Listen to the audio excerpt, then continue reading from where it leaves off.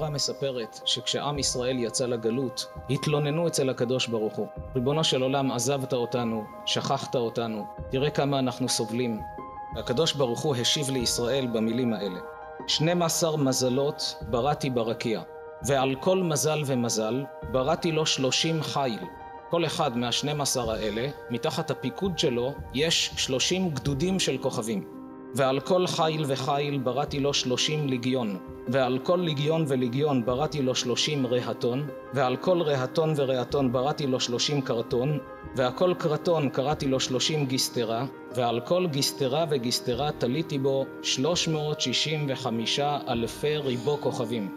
35,000 של רבבות, מיליונים. וכמה כאלה יש? כפול 12. כשעושים חשבון, מגיעים למספר הבא. בעיני הקדמונים זה נחשב הזוי לחלוטין, כי בעין רגילה, כשהשמיים הכי בהירים, והאדם יוצא ומנסה לספור כמה כוכבים יש, לכל היותר הוא יגיע ל4,000 כוכבים. אבל חז"ל אומרים כך: קיבלנו שהקדוש ברוך הוא ישיב לעם ישראל ביד הנביאים, תגידו להם שבראתי כל כך הרבה, וכל זה לא בראתי אלא בשבילך. ואת אומרת שכחתני, עזבתני, את כל הבריאה בראתי בשבילכם, איך אני אשכח אתכם? לפני פחות מ100 שנה, בעקבות תצפיות של האבל, התברר שיש נקודות אור מנצנצות. פעם חשבו שזה כוכב, התברר שזו גלקסיה, והגלקסיה הזו לבדה מכילה מיליונים של כוכבים. אף אחד לא מגיע למספר מדויק של כוכבים, אבל לפי הערכה של מדעני נאסא, זה המספר שאנחנו רואים כאן, 10 בחזקת 21, לפי מאמר חז"ל בתלמוד, 10 בחזקת 18. לנו אין ספק שבנאסא מדברים על אומדן ועל השערה, חז"ל מדברים על המספר המדויק, על המספר הנכון. אמנם יש כוכבים שמתפוצצים, נמחקים, יש כוכבים שנולדים מחדש על ידי תהליכים שונים, או שהדברים מתייחסים לשעת הבריאה, כי הקדוש ברוך הוא אומר בראתי, או יכול להיות אפילו עמוק יותר, שהקדוש ברוך הוא מקפיד שכשמתפוצץ כוכב כאן נולד אחר במקומו. אין לנו גילוי בחז"ל ביחס למספר הזה, האם זה רק בשעת הבריאה, או שכל הזמן זה כך.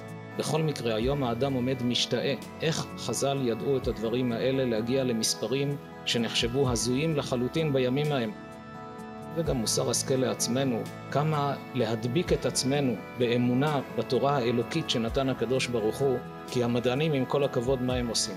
הם בעצם חוקרים מה הקדוש ברוך הוא ברא בעולם. אז כשיש ויכוח, הקדוש ברוך הוא אומר בתורה, בראתי כך, המדענים אומרים מצאנו משהו אחר. מי צודק? ברור שמי שברא צודק. מה שאתם מצאתם, כנראה יש לכם איזה פספוס כלשהו. תמתינו קצת, תבדקו יותר, תגיעו למסקנה של התורה. למה צריך כל כך הרבה כוכבים?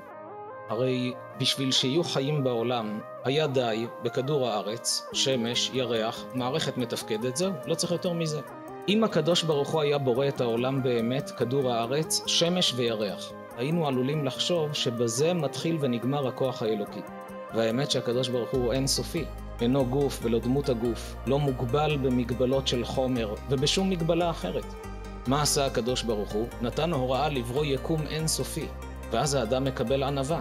כי יראה שמך מעשה אצבעותיך ירח וכוכבים אשר כוננת, השם אדוננו מאדיר שמך בכל הארץ. כך אומר דוד המלך. אני רואה את כל זה, אני מקבל ענווה. והקדוש ברוך הוא ברא את הכל. אתה אומר, רגע, אז מי אני לפניו? מי אני לידו? יש סיכוי שאני אעבור על דבריו? האדם מקבל ענווה כלפי הקדוש ברוך הוא, אפילו בחישוב פשוט, שהוא מחשב את עצמו ביחס לבריאה של הבורא. כשאדם מתפעל מגדולת האלוקים, מצד שני הוא מקבל ביטחון.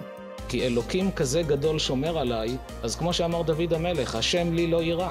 מה יעשה לי אדם? אין בעולם אדם שיכול להזיק לי, והקדוש ברוך הוא זה שמנהל לי את החיים. ומה שהוא יעשה זה ודאי לטובה. אז כשהוא חי באמונה וביטחון בהשם, יודע שיש בורא לעולם, נותן בו אמון שזוהי האמונה, ואז הוא מגיע לביטחון, מגיע לשלווה וילך בטח, דווקא מתוך הראייה של הגדולה האלוקית.